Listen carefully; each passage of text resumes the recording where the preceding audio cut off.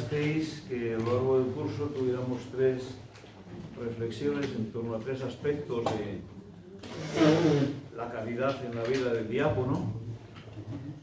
Y en esta tercera intervención se trata de su dimensión educativa, la dimensión educativa de la caridad como cauce del amor de Cristo Maestro. De manera que vamos a fijarnos en esa figura de Cristo Maestro. Además, es muy interesante, creo yo, en estos tiempos de reformas educativas y de crisis educacionales en nuestra sociedad. Y la Iglesia, pues, tiene un papel importante también en la educación. Mirad cómo es Cristo Maestro, pues yo creo que nos da luz y seguramente nos remueve, porque la Escritura presenta paradigmas que no son precisamente coincidentes con los paradigmas que mueven muchas veces nuestras sociedades seculares. Ante la pregunta de Pilato acerca de su identidad real, ¿pero tú quién eres? ¿Eres tú el rey de los judíos? A la pregunta de Pilato acerca de su personalidad mesiánica, Jesús le contesta: yo para esto he venido, para dar testimonio de la verdad. Y el que es de la verdad, escucha mi voz. Jesús se presenta como el que viene como testigo de la verdad y reivindica el derecho a ser escuchado. Y esa escucha de Jesús es para él un criterio de si una persona es de la verdad, busca la verdad, ama la verdad, o busca otras cosas, es de otras cosas. Y entonces no escucha a Jesús. Esto es en Juan 18, ¿verdad? Antes a sus discípulos les había dicho: yo soy el camino, la verdad y la vida. En el capítulo 14 del mismo Evangelio. De manera que el camino que es Jesús, que conduce a la participación en la vida de Jesús, es inseparable de la verdad que es Jesús y que anuncia a Jesús, que comunica a Jesús. Jesús es maestro de una verdad que resulta, por lo tanto, de una importancia vital para sus discípulos. Esta es la vida eterna, les dice en otro pasaje: que te conozcan a ti, el único Dios verdadero, y al que tú has enviado, a Jesucristo. También en Juan capítulo 17. Esta es la vida eterna, conocer al que envía y al enviado, al Padre y al Hijo.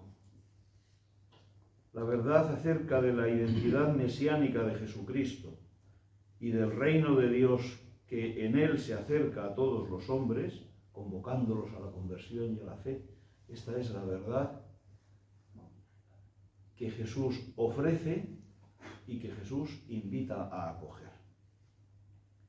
El cristiano que vive la caridad como educador tendrá, por tanto, siempre como horizonte y como alma de su acción educativa este misterio de verdad salvadora que es el conocimiento de Jesucristo. Jesús es maestro, es rabí, en el sentido de un nuevo Moisés que convoca al nuevo pueblo de Dios en torno a la alianza nueva y eterna en su sangre. Y por tanto, su enseñanza y su persona, su mensaje y su misterio, su ministerio y su propia entrega son realidades inseparables. Especialmente en San Mateo, que sabemos que subraya esta dimensión magisterial de Jesús, mosaica de Jesús, articulando sus enseñanzas en los famosos 5 grandes discursos y particularmente al situar el primero en el monte de las bienaventuranzas, como nuevo Oreb, como nuevo Sinaí. Pero también San Juan, lo hemos visto en los pasajes citados, presenta la raíz última del magisterio único, especialísimo de Jesús, al desvelarnos desde el principio su identidad profunda, la del Logos eterno de Dios, que da a los que creen en su nombre el renacer como hijos de Dios. De manera que nos presenta a Jesús maestro y contenido de la enseñanza, ¿verdad? Que es el Logos de Dios.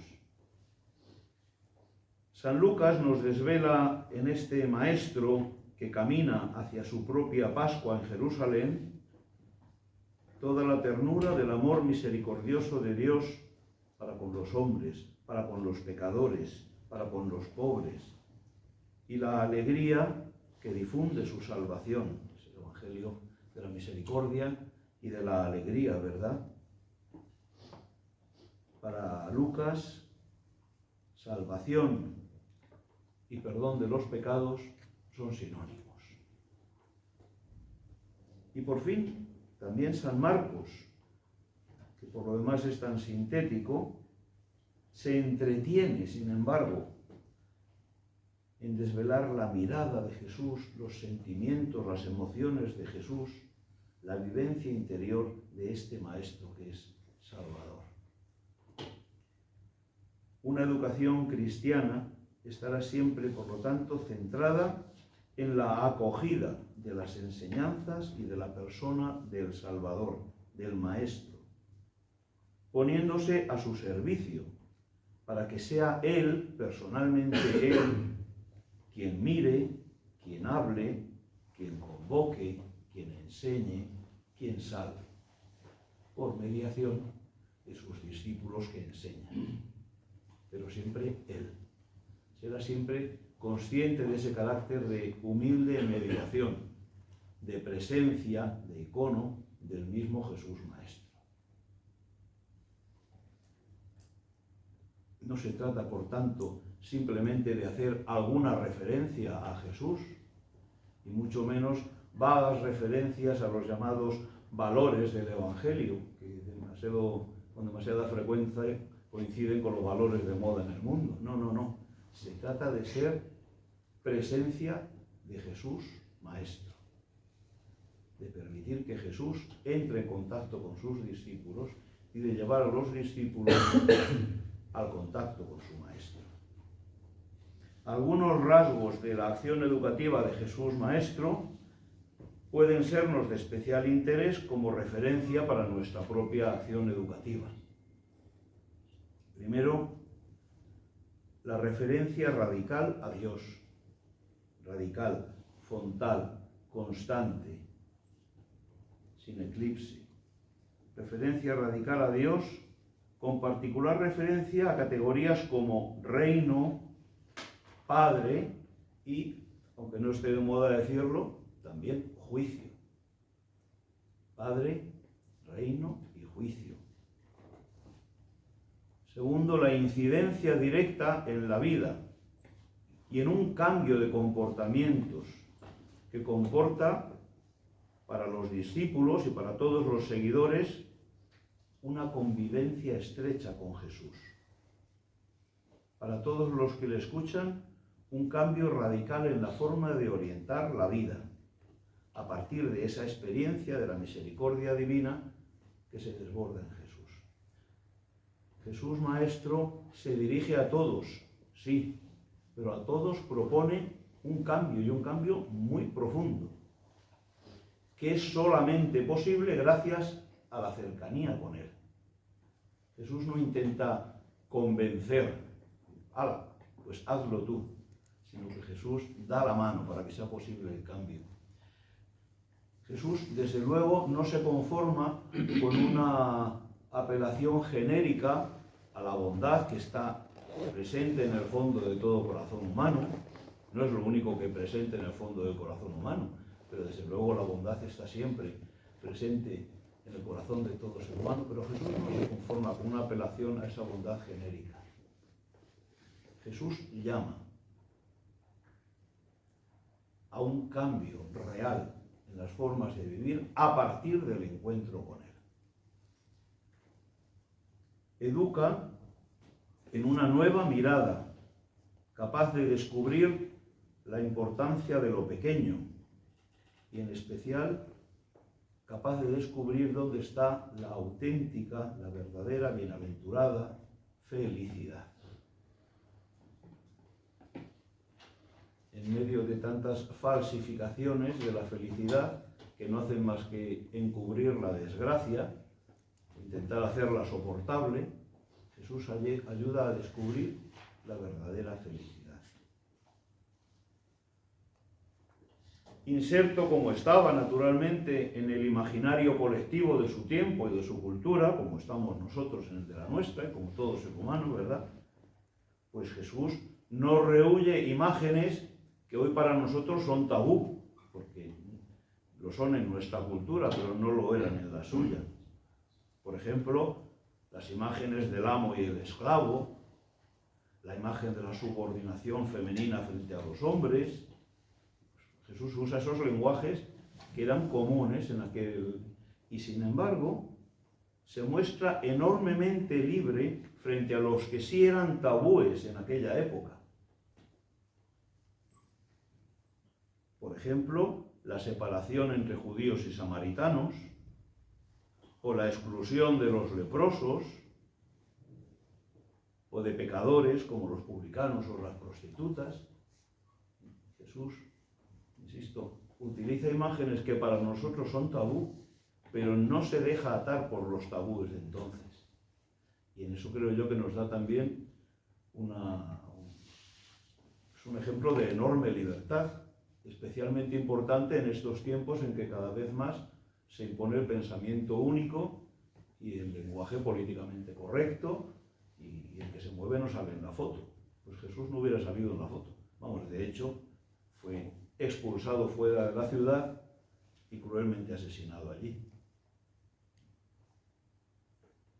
Siendo el suyo un mensaje de salvación y un mensaje de misericordia, Jesús no evita, sin embargo, la polémica.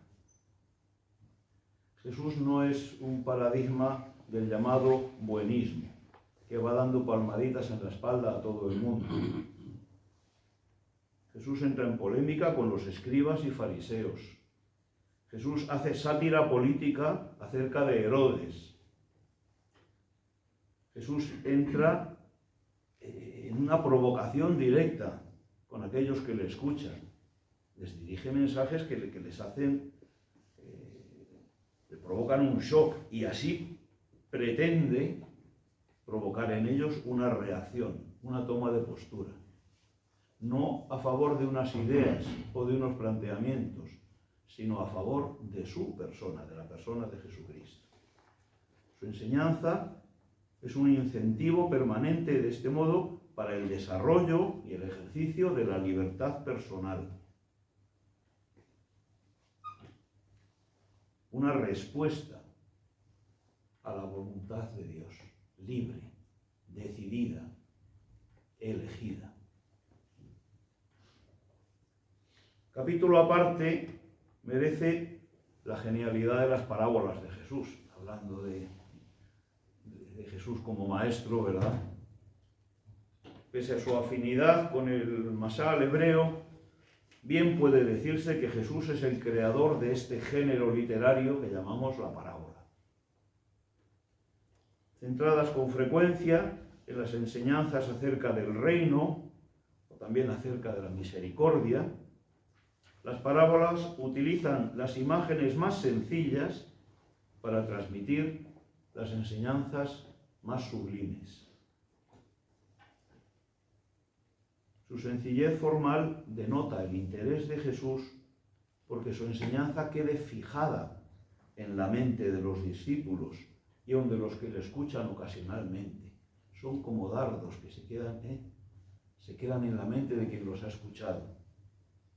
Y de esa manera, esas enseñanzas pueden actuar desde dentro en las personas, porque no son palabras que uno escucha ocasionalmente y después son sustituidas por otras. Quedan realmente escritas en el corazón y pueden fermentar, como en una de las parábolas el propio Jesús dice, pueden ser levadura que fermenta toda la masa, pueden transformar ese corazón que las ha acogido. Por lo tanto, Jesús tiene interés en que su enseñanza sea conocida, acogida y recordada. Ese es otro rasgo que contrasta un poco con las tendencias pedagógicas de nuestro tiempo. Jesús sí quiere que sepamos de las cosas de Jesús.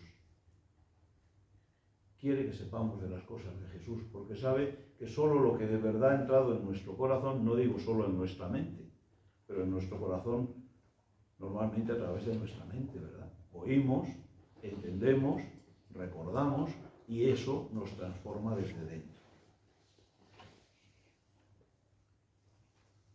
El mismo interés por que su enseñanza quede fijada en la mente de los que escuchan a Jesús, lo vemos también en su uso frecuente de frases cortas, de proverbios, de comparaciones, de sentencias, así como lo que algunos han llamado palabras gancho, que utilizan los evangelistas o probablemente la tradición preevangélica para ofrecernos colecciones de dichos de Jesús que acaso él pronunciara en momentos distintos, pero como tienen una palabra en común, esa palabra sirve de gancho y se nos entregan listas de dichos de Jesús que tienen alguna palabra en común. Pero es que probablemente ese recurso fuera utilizado ya por el propio Jesús en algunos momentos. De manera que esos son recursos mnemotécnicos de los evangelistas, pero probablemente ya del propio Jesús, para que su enseñanza quede en las personas que la escuchan. Tengamos en cuenta que no lo escuchaban solo aquellos 12 y el grupo de las mujeres que los acompañaban, le escuchaban masas, venían a él de pueblos y aldeas, hasta de Fenicia, hasta de Jerusalén, en su época Galilea, venían de lejos a escucharle. Entonces estas personas no tenían una convivencia tan continuada con Jesús, a lo mejor lo escuchaban un día, y Jesús quiere que esa enseñanza quede grabada.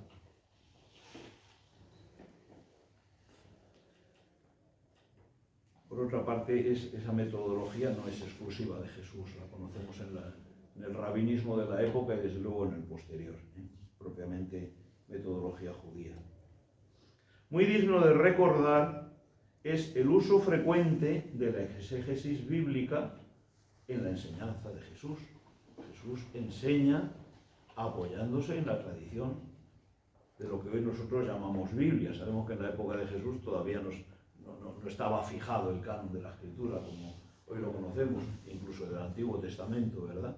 Que es una creación del judaísmo posterior a la destrucción del templo y por lo tanto posterior a Jesucristo. Pero sí que había un cuerpo, aunque no estuviera plenamente definido y no estuviera declarado con ese carácter de literatura especial,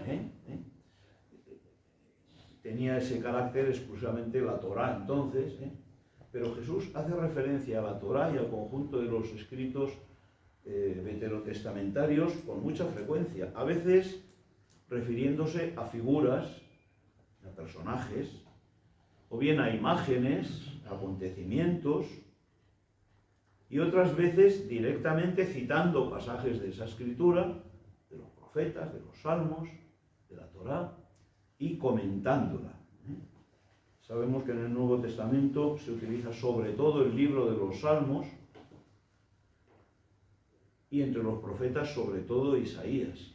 Y es probablemente en esa meditación de los salmos y de Isaías como Jesús va encontrando los perfiles de la que habrá de ser definitivamente su figura mesiánica, en contraste con aquella que se encontraba en las expectativas del pueblo y que le hacía pedir el llamado silencio mesiánico. No lo digáis a nadie, o hacer callar a los espíritus inmundos. Sabemos quién eres, calla y sal de él. Claro.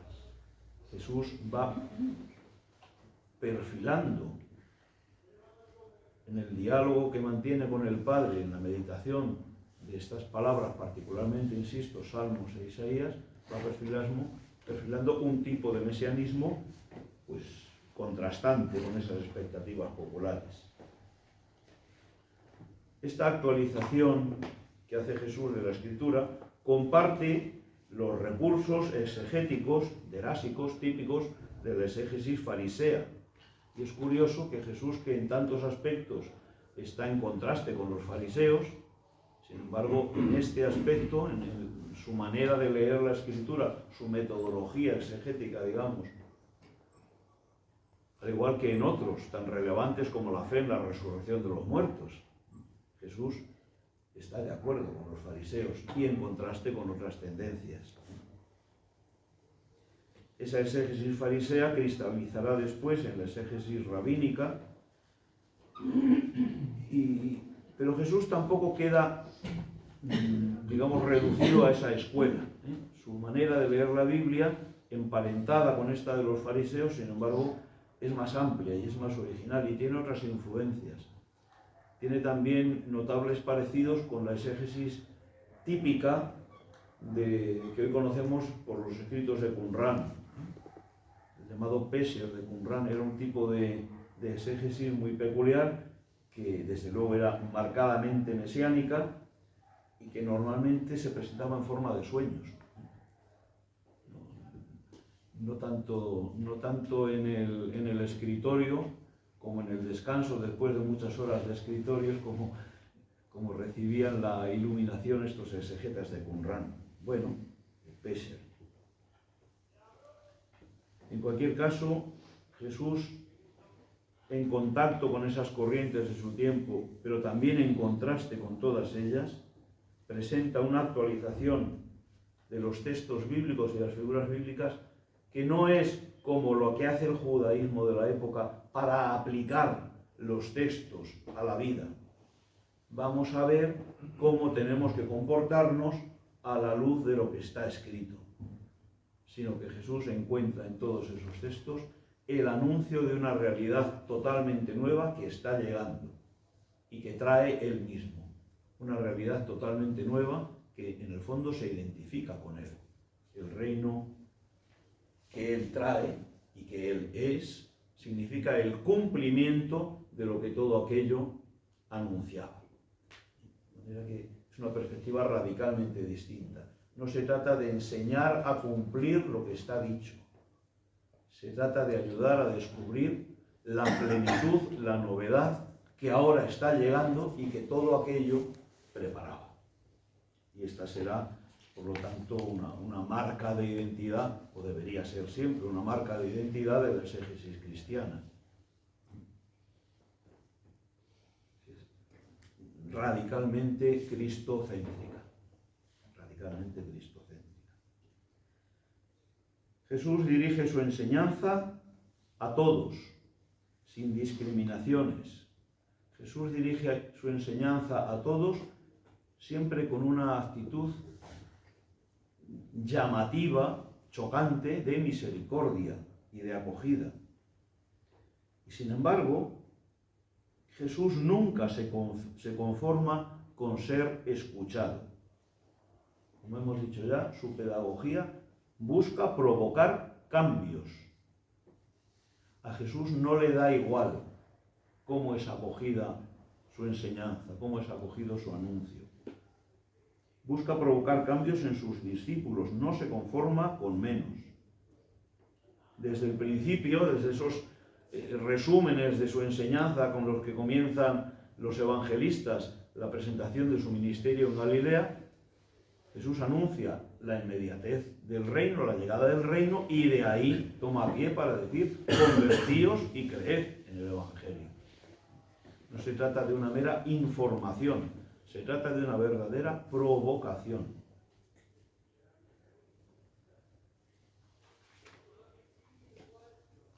Aunque mira con amor al joven rico, le deja que se aleje, no le hace rebajas y dice: bueno, no te preocupes, ya irás poco a poco. No. A los que querían seguirle les plantea opciones radicales. Dejad que los muertos entierren a sus muertos. El que pone la mano en el arado y mira hacia atrás no es digno del reino. A los discípulos de Emaús les regaña. les llama necios y torpes de corazón para entender las Escrituras. Es verdad que se acerca con toda mansedumbre y con toda paciencia y les pregunta y les escucha, pero en el momento oportuno Jesús es tan buen pedagogo que sabe ir modelando su actitud en función del bien de aquellos hombres, y en determinado momento les sacude fuertemente. ¿Pero qué necios sois? ¿Pero cómo no os enteráis? Claro. A Pedro le llega a llamar Satanás, para no quedarse en medias palabras. Y hasta a la adúltera, a la que ha salvado la vida, y ha salvado la vida no diciendo, bueno, no pasa nada, si el adulterio no es para tanto. No, sino enfrentando a todos los demás con sus propios pecados, no por vía de buenismo, sino por vía de hacer a todos caer en la cuenta de que todos necesitan la salvación, porque todos están condenados a la muerte. Pues a la adúltera le dice, anda y no peques más. Y tampoco a ella le dice, bueno, de la que te has salvado, ala, vete contenta para casa. No. De manera que este es un rasgo que yo creo que también es importante en la enseñanza de Jesús, y seguramente no es de los que están tampoco más de moda. La acogida universal de Jesús no nos puede hacer desconocer esta exigencia radical que él presenta. Sed, dice, perfectos. O el que escucha mi palabra y no la pone por obra, está construyendo su vida sobre arena. O cuando en Cafarnaúm todos le abandonan porque se le ha ocurrido decir algo tan disparatado como que su cuerpo es verdadera comida y es pan de vida eterna, y todos le abandonan, Jesús tampoco hace rebajas, sino que les dice a los 12, ¿y qué pasa? ¿También vosotros queréis iros? Ahí está la puerta. De manera que lo que Jesús presenta como maestro, porque es esa verdad que da salvación a las vidas de los hombres, Jesús a todos la ofrece, pero a nadie se la rebaja. A nadie se la rebaja. Jesús no busca el aplauso de la gente. Jesús busca la salvación de la gente. Son actitudes, creo yo, que chocantes para los cristianos de nuestros tiempos, por lo menos para mí. Particular importancia educativa tienen también los diálogos de Jesús, cuando no habla a las masas, sino que se encuentra tú a tú con las personas. Tanto los que mantiene con personajes determinados del Evangelio, como los que mantiene, por ejemplo, con los griegos, o con aquella mujer de Siro-Fenicia, que diremos de los diálogos con Zaqueo, con la samaritana, con la adúltera a la que acabamos de hacer referencia, o el propio diálogo que mantiene con Pilato, y particularmente los diálogos que Jesús mantiene con sus discípulos más cercanos, con Pedro, con Natanael, con los hijos de Zebedeo y su madre. Esos diálogos tú a tú de Jesús pues muestran una pedagogía admirable, y nos ponen sobre la pista de la importancia de lo interpersonal, de la atención a las personas individualmente. La pedagogía cristiana nunca puede ser solo grupal, solo de masas. Claro que hemos de utilizar todos los registros, ¿verdad? Ahora estamos quizá torpemente, pero intentándolo como podemos, abriéndonos a la comunicación por medio de las nuevas tecnologías también, ¿no? O sea, utilizando todos los caminos, pero es insustituible, imprescindible, lo que solemos llamar acompañamiento personal, el encuentro tú a tú. Y para Jesús es muy importante. Especial importancia revisten los diálogos que Jesús mantiene con ocasión de sus grandes signos. Jesús realiza muchos signos que avalan su pretensión de ser la verdad del Dios puesto a salvar a los hombres. Los avala con signos. Pero en ocasiones estos van acompañados de diálogos con la persona, ¿no? Pensad, desde luego, en la resurrección de Lázaro. Pensad en el ciego de nacimiento. Pensad en el diálogo con el enviado del centurión. Bueno, pues estos diálogos en torno a los signos son también enormemente expresivos. Un ejemplo especialmente luminoso de estos diálogos es el que ya hemos referido de los discípulos de Emaús. Es una especie de paradigma del encuentro educativo de Jesús con estas personas que además están en la peor disposición, porque la peor disposición no es la del que nunca ha escuchado el Evangelio, sino la de aquel que ha quedado defraudado del Evangelio, ¿verdad? Como experimentamos muchas veces con dolor en nuestra sociedad post-cristiana. Lucas 24. Pero si Jesús desarrolla una tarea educativa, lo hace particularmente, muy especialmente, y además tiene enorme interés en que esto sea así, y los evangelistas lo subrayan, sobre todo San Marcos. Jesús desarrolla una tarea educativa muy peculiar con el reducido ambiente de ese grupillo de los que, dejándolo todo, se van con él y están recorriendo con él todo su camino. Y dentro de ese reducido grupo de discípulos, en especial con los 12, a los que después enviará como sus apóstoles.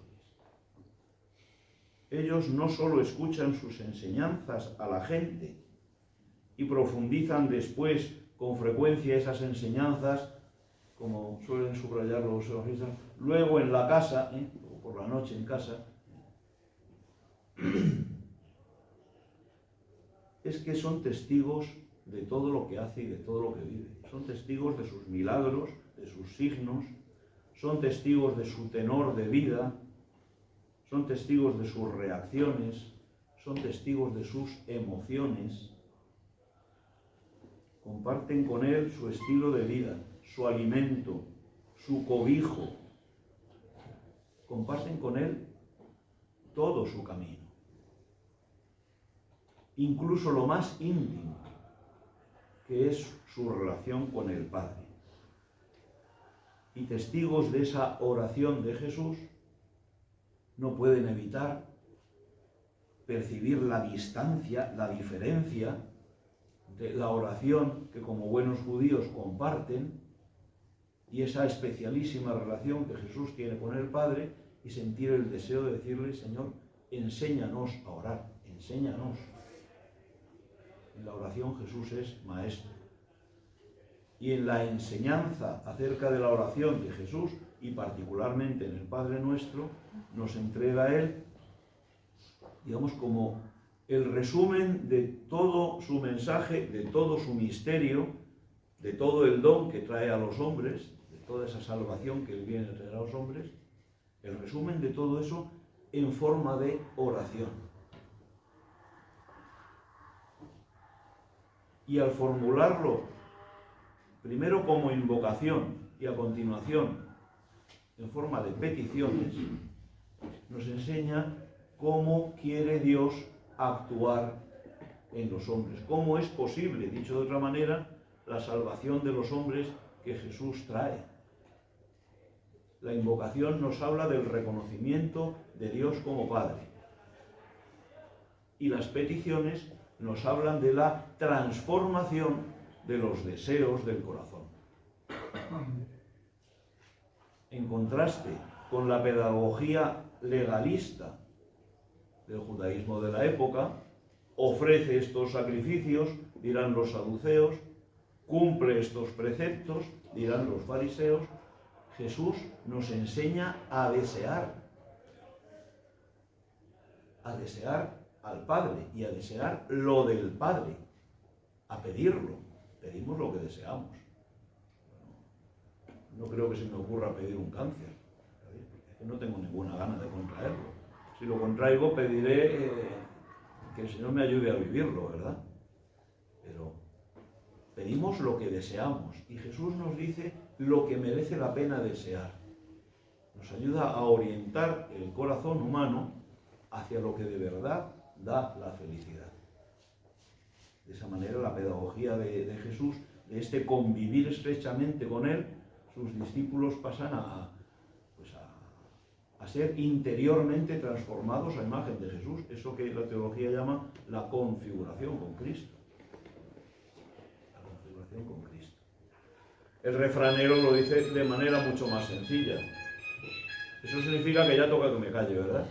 Estoy a punto de terminar. El refranero, digo, lo dice de manera mucho menos fina, pero mucho más expresiva, Eso de la configuración con Cristo.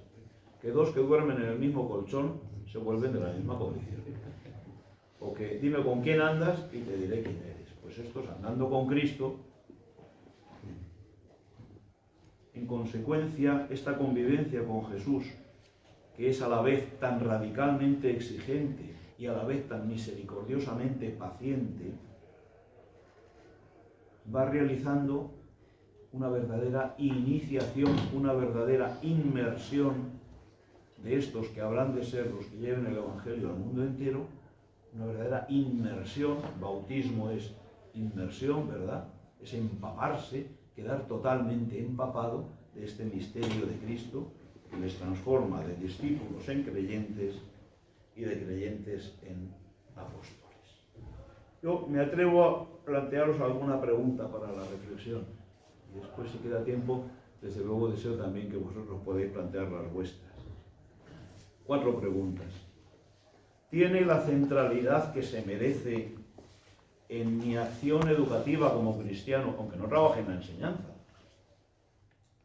Porque predico, doy catequesis, tengo hijos, tengo amigos, estamos siempre educando de distintas maneras, ¿Tiene la centralidad que merece en mi acción educativa como cristiano la presencia, la presentación de Jesucristo y de su mensaje? ¿Es central? Hombre, presente seguramente estará, pero ¿es central? Segundo, en la familia, en la escuela, en las asociaciones y grupos apostólicos, en el trabajo, allá donde me mueva, ¿tienen mis actitudes educativas una referencia básica en las actitudes y métodos de Jesús? O mi referencia básica pues es el último librito de pedagogía o la última orientación de moda o lo que dice el ministerio de turno. ¿Tomo yo a Jesús como maestro de maestros? ¿Me siento en la escuela de magisterio de Jesús? Tercera, ¿qué tipo de relación establezco yo con las personas en cuya educación de alguna manera participo? ¿Y qué lugar ocupa, en esa relación que mantengo con ellas mi testimonio personal? Porque Jesús no solo enseña, sino que convive, ¿verdad? Y transforma por medio de esa convivencia. Para nosotros que no tenemos la suerte de recorrer con Él las aldeas de Galilea, pues esa convivencia pues se da en su presencia mucho más intensa, mucho más viva, después de su resurrección. Es lo que llamamos la vida de la gracia, ¿verdad? En los sacramentos, en la oración, en su palabra, en la caridad compartida, en la vida de la Iglesia. Bueno. Y cuarto, lleva mi pedagogía cristiana a que las personas se definan, tomen partido por Jesucristo,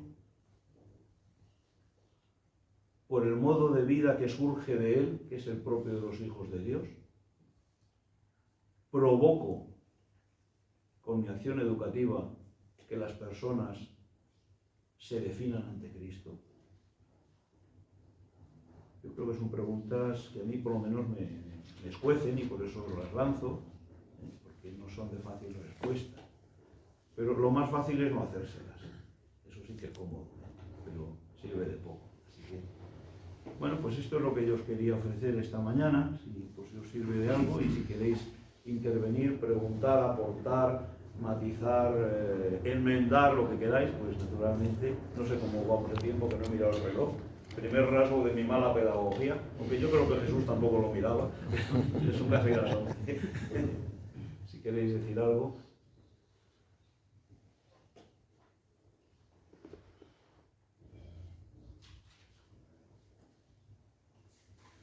Nada, os habéis quedado totalmente dormidos, sí. Es más que una pregunta, un comentario, ¿no? Muy bien. Tú has hablado de cambio radical, de cambio profundo, de ciencia en la vida, ha ido todo y bueno, los que tenemos fe desde pequeñitos y no hemos tenido ningún cambio radical en la vida, pues yo creo que, o sea, mi impresión es, mi vivencia es, pues, que el cambio radical será el día que me muera, pero no antes, ¿no? Incluso a mí me dijo un diácono, si no cambias de vida no serás diácono. Y hace poco le dije, pues aquí no cambias nada. Entonces, pues nada, es un comentario, no me pregunta, ¿eh? Ya. Bueno, déjame que comente yo sobre tu comentario. Si tú llevas, eres joven, pero algunos años ya en el seguimiento de Cristo, imagino que también tú habrás experimentado, imagino, no tienes por qué contestarme a ello, imagino que también tú habrás experimentado en tu propia vida que uno no siempre reacciona como cristiano. O en otras palabras, el misterio de la tentación es un del pecado. Y uno no necesita ser Pablo de Tarso ni Agustín de Hipona para saber que de vez en cuando pues descubro que no estoy viviendo como un hijo de Dios, sino que mi manera de vivir está más bien negando que Dios sea Padre. Y por lo tanto necesito un cambio radical en este sentido. El cambio radical puede ser tan espectacular como el de esos grandes santos, pero es radical porque sanea la raíz. Cuando mi vida no se está alimentando del Señor y por lo tanto no está dando frutos evangélicos, pues yo necesito que el Señor sanee mi raíz con su misericordia. Me da pie tu pregunta para aclarar algo, por si no ha quedado suficientemente claro. Es, al hablar de exigencia, de cambio, de no sé qué, no estoy dando, por supuesto, que Jesús quiera héroes. Jesús no nos pide que conquistemos un cambio. Jesús lo realiza Él en nosotros por la cercanía con Él. La conversión es fruto de la gracia. No es que la gracia sea un premio a la conversión. Por lo tanto, Jesús anuncia y no se conforma con que no se dé esa transformación, esa sanación, esa salvación de nuestra vida, pero no es que te la exija. A ver si te esfuerzas más, pájaro. Esas palabras no constan en el Evangelio, sino que es Él quien nos va transformando. Y vamos pareciéndonos más a Jesús, insisto, por cercanía con Él, no por esfuerzo personal. No estoy haciendo una lectura pelagiana que está bastante de moda, por otra parte, pero no estoy haciendo una lectura pelagiana del Evangelio en absoluto. Pero es verdad que la mayoría de nosotros de vez en cuando nos tenemos que confesar. Yo no sé. Y eso es muy radical, muy radical. ¿Un comentario más? Sí, primero darte las gracias por la sesión de esta mañana, que ha sido un buen repaso, pues eso, Jesús como modelo de educación, ¿no? Pero durante toda la sesión a mí venía, o sea, es así porque es modelo, nosotros como maestros de otros, pero todo el rato estaba pensando esta mañana y cómo Jesús es maestro mío, porque el Señor también me enseña a mí a día de hoy, ¿no? O sea, para poder ser maestro, primero tengo que ser educado, ¿no? ¿Cómo te educa a ti el Señor? ¿Cómo es maestro tuyo? Bueno, todo lo que he dicho respecto de los demás es también respecto de mí mismo y de ti. Es decir, Jesús es maestro. Esto es lo que yo veo que dicen los evangelios acerca de cómo Él actúa como maestro. Naturalmente que yo soy el primero que está sentado en la última fila de la clase, pero también sentado en la clase. Y no hay diferencia para el para el que tiene que tomar la palabra en nombre de Jesús, como tú muy bien has dicho, lo primero que tiene que poner es el oído a su palabra. Es verdad también que, como se nos dice en la ordenación, tenemos que leer el Evangelio, anunciar lo que leemos y cumplir lo que anunciamos.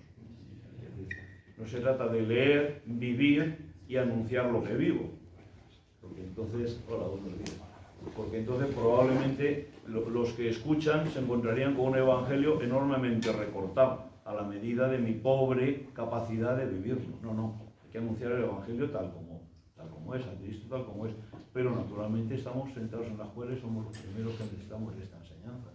A mí personalmente, dices, ¿cómo me educa? Pues me educa por medio de su palabra, me educa por medio de la palabra de la Iglesia, que escucho antes que proclamar, me educa por medio de los otros hermanos que, como van antes que yo en el camino de la santidad, aunque no sea yo sea el ministro encargado de decirle, venga, ánimo a ser santos, pero ellos son más santos que yo tantas veces, pues me educa a través de él. Me educa también a mí, como a aquellos, a través de su presencia en mi vida. Entonces yo creo que esto es muy importante, no lanzando un mensaje y a ver si lo cumples, sino por contacto. Los primeros cristianos, cuando se empezó a poner de moda lo de las reliquias, iban a las tumbas de los mártires y no les rompían los huesos, entre otras cosas porque estaban bastante rotos, sino que dejaban un pañito sobre la tumba del mártir, venían a la mañana siguiente, lo hacían cachitos y repartían las reliquias. Llaman reliquias por simpatía, por contacto. No es que sea el vestido del santo, pero se ha pasado la noche sobre su tumba y es una reliquia. Es verdad, la santidad es por contagio, es por contacto. Y por contacto con el único santo que es Él. Yo humildemente creo que de esa manera me educa a mí. Y de vez en cuando dándome un poco rompa que espabile también, como los demás.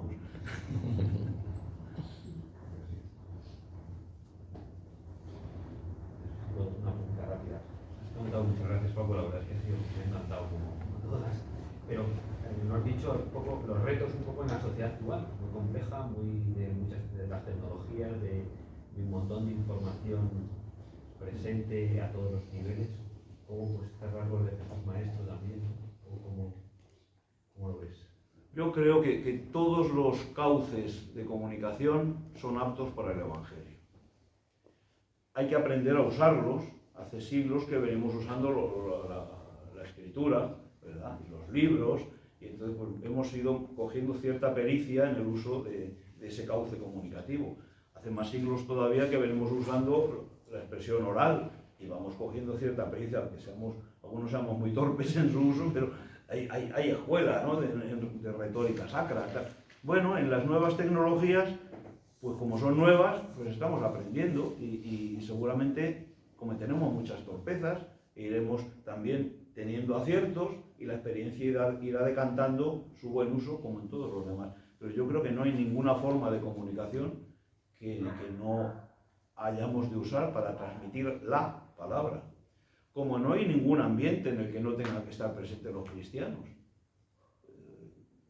Hay cristianos que dicen, oye, es que en ambientes poco de iglesia o en ambientes pecaminosos, en ambientes que hay grupos de personas, pues bueno, a Jesús también le decía, mira con quiénes anda, ¿no? Pero si no estás con esas personas, nunca vas a evangelizar a esas personas.